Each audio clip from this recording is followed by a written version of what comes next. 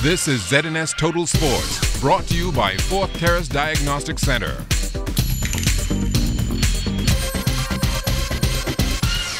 Welcome to sports, everybody. It's costing the Bahamas Bodybuilding and Fitness Federation more than $30,000 to attend the CAC Championships in St. Martin. Originally, a team of 31 athletes and officials had been ratified, but with only a few days to go before the start of competition, that number may have to be chiseled down because of finances. We got a grant from government, which is customary, and we appreciate that. But the difficulty in getting a substantial funding to take a proper time off is a big problem for the Federation. We don't like to cut any member, but if we don't have the proper funding, then we have to resort to reducing the time. The Government Secondary School Sports Association has made it a mandate that moving forward, all coaches are to be certified. And as Kelsey Johnson tells us tonight, those coaches and others took full advantage of a golden opportunity this past weekend. The Bahamas is in the zone, and the world's governing body for the sport of basketball is loving their post-up moves. The first time I came down here was back in 2009, if I'm not mistaken, to give a mini basketball clinic. In that mini clinic, to give you an idea, we only had 13 coaches.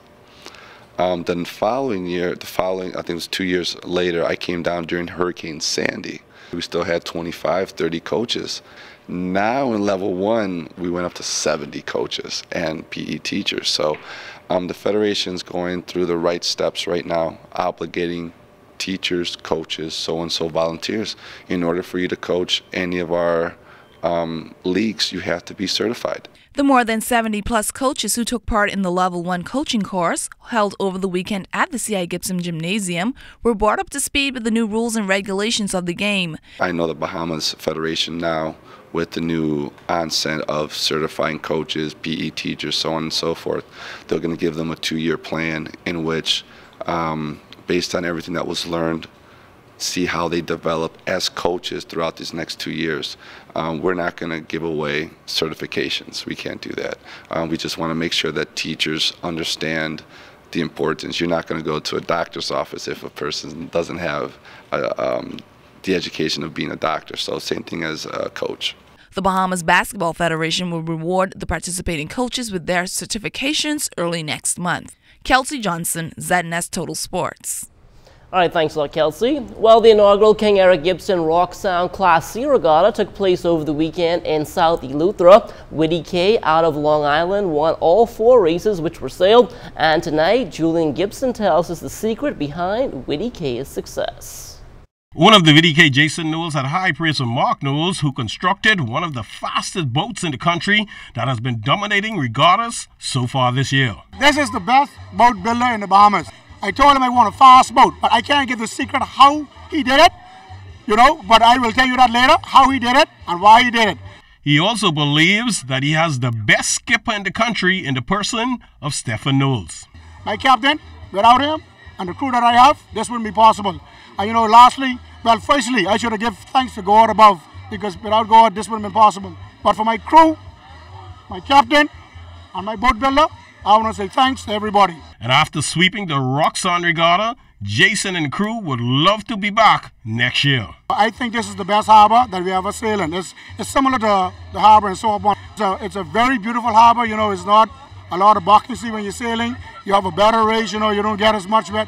I don't got to use so much battery power because there's not much water coming in the hull. So it's a very, very wonderful regatta. We had a very good time. It turned out to be a very good regatta, and I hope that next year everybody could plan their vacation around it and make sure we'll be here next year, same place, same time.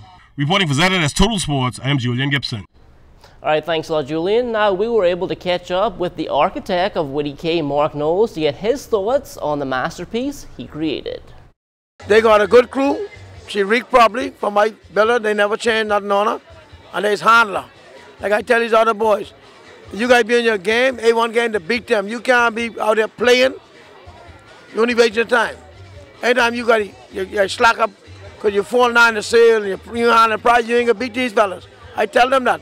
And you got to be able to carry the right sail and handle the sail. A boat like a woman, you got to handle her. Don't let her handle you.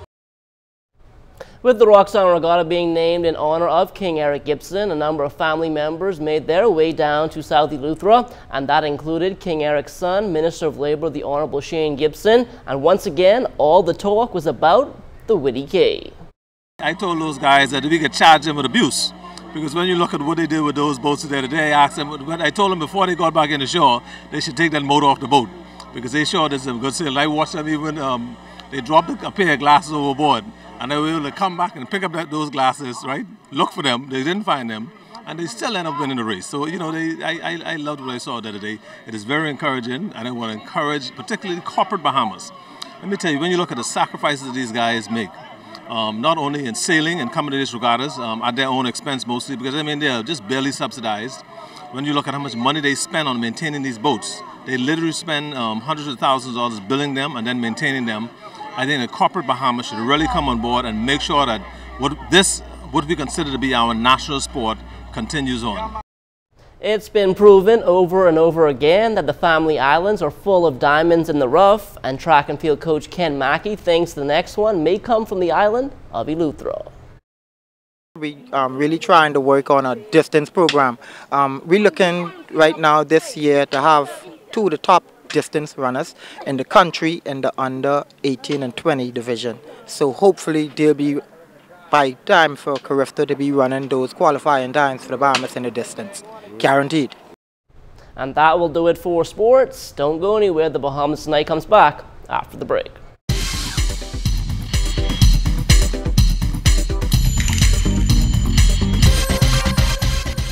This is ZNS Total Sports, brought to you by Fourth Terrace Diagnostic Center.